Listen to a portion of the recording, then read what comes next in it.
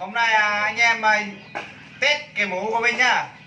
Mình mới về từ Sài Gòn. Mình đặt hàng từ nước nước gì đấy, Canada nhá các bạn nhá.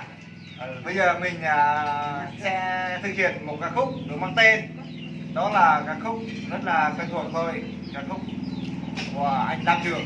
Mình sẽ thực hiện bài này với ca khúc được mang tên là Cạm Bẫy các bạn nhá. Các bạn cùng lắng nghe.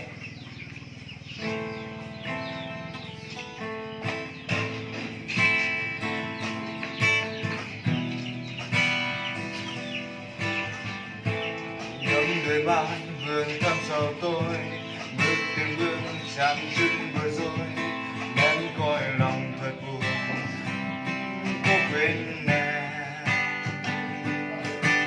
Đôi bàn tay vào ngôi sao đắm, lẻn vào tim từng ngôi sao vắng, quên đi chuyện tình buồn, bàng hoàng bước ra đi.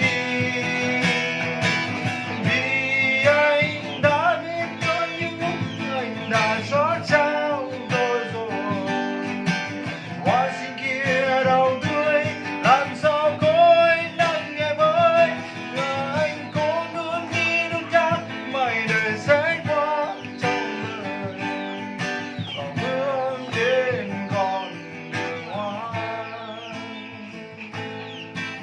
Nhấp đôi mắt vườn thăm sau tôi, bước từng bước tràn chân bối rối, em coi lòng thật buồn, cố quên nè.